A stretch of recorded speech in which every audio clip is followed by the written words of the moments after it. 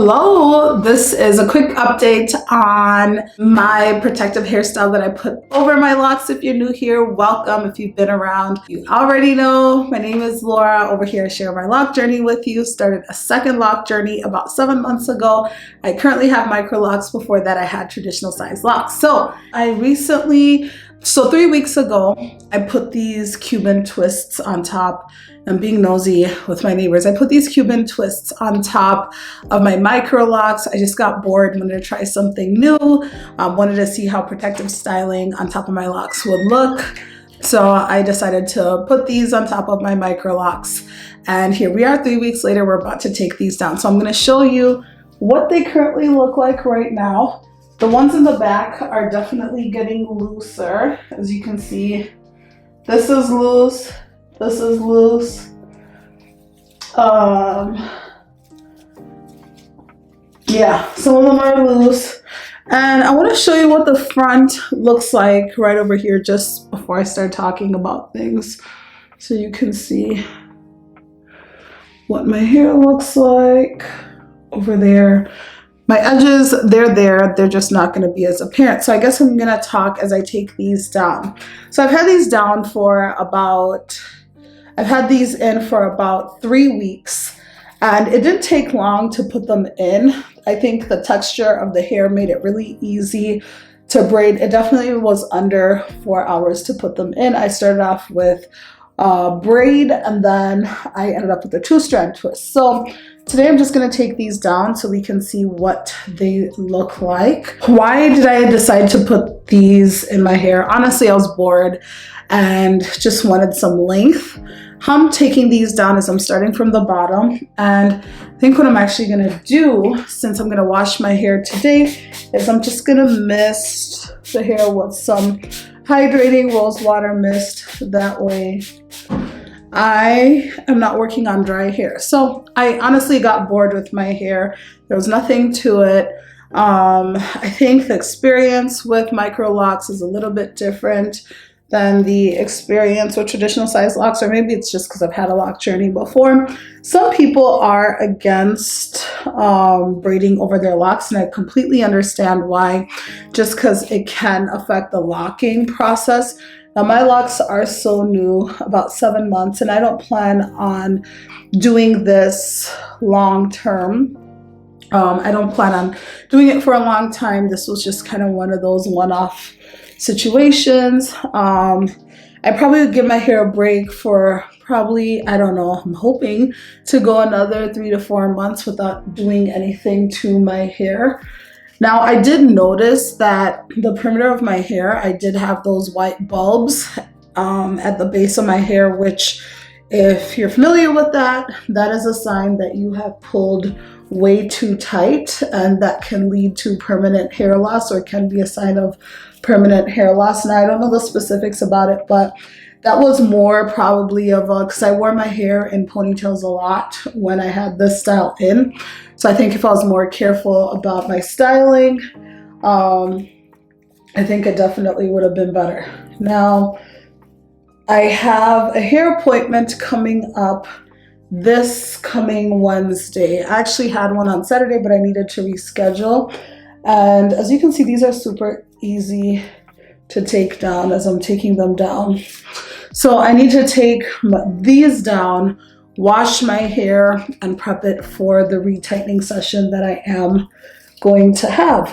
It's so wonderful to read that some of you, oh, and it looks like I have, I don't know what that is. That must be product, because I did do my edges with this hairstyle, so I'm seeing some product on my clothes. So that's basically the update. Now, these would be great for somebody who may not be comfortable. Oh yeah, seeing so many of you splitting your locks or starting your lock journeys, which is so amazing. Glad that we can be on this journey together and we can learn from each other. Now it's gonna look like I'm pulling, but I'm not. It's just, it is what it is. I did miss my hair a lot. I actually, after like the first couple of days, I wanted my hair back. But Cuban Twist hair mimics natural hair. I'm not using any combs on my hair. I'm just using my hands throughout to do it.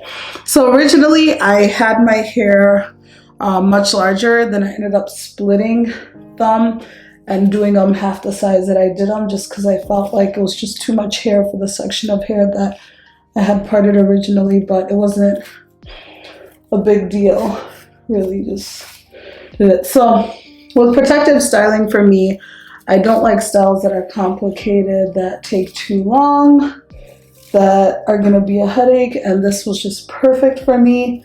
It'd be even easier to take down if I didn't braid at the root, but yeah, I think I'm just gonna transition over to a voiceover because I've given you mainly the updates that I need to, and then we'll meet at the end. So this takedown took me less than an hour for sure, maybe the hour mark, but went by pretty quick.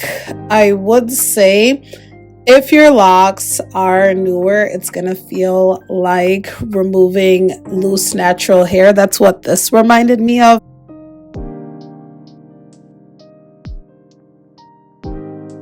So as I was going through, I was looking at my hair, and actually at some moments I was like, uh-oh, did I just cause my hair to thin more than it needed to by adding these extensions to it?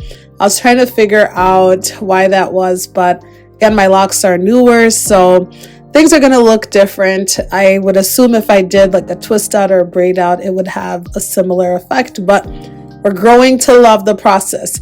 You can see I looked at the mirror for a second and I was like, what did I do?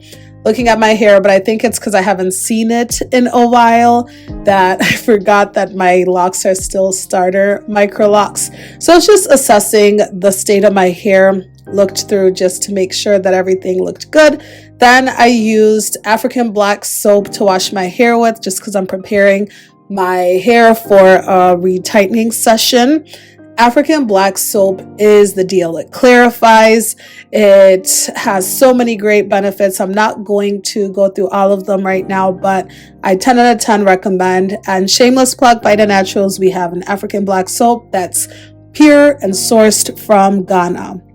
So I use a toothbrush specifically for my edges because I used edge control that earlier that day, and I wanted to make sure that it left my hair. For my specific hair, I find that product tends to cling onto the bottom of the strands, and it's probably why people might say don't do it, but I have to do what's best for my hair and take care of it. So I focused on just making sure I got whatever buildup remained from the edge control off the sides. Then I focus on scalp care. If you've been following me for a while, you'll know that I'm a big promoter of scalp care.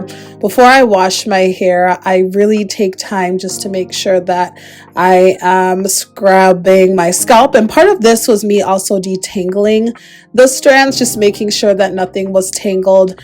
I know for those of us that braid and bunch, is it braid and bunch? Braid and band, you're probably looking at this and you're probably like, how is this possible?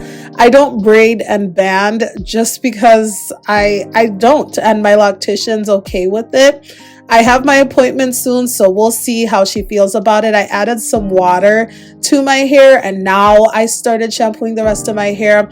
Now, this is a final product. It dries pretty quickly, and I was relieved to see that my hair got the volume back. It didn't look thin like it did before, so my hair actually looks healthier than it did before. I think it's just because I kept my hands off of it for 3 weeks. So I go ahead and hydrate my strands with hydrating rose water mist. You'll hear me yell from the treetops, rooftops, whatever about this, just because this has been the truth for me, for my scalp and for my hair, and it's plant-based. And then I use an aloe and avocado hair oil. All these products will be linked below, just for my hairline and the back of my hair, just trying to rebuild it. If you're looking at my edges, you probably have a lot of concerns.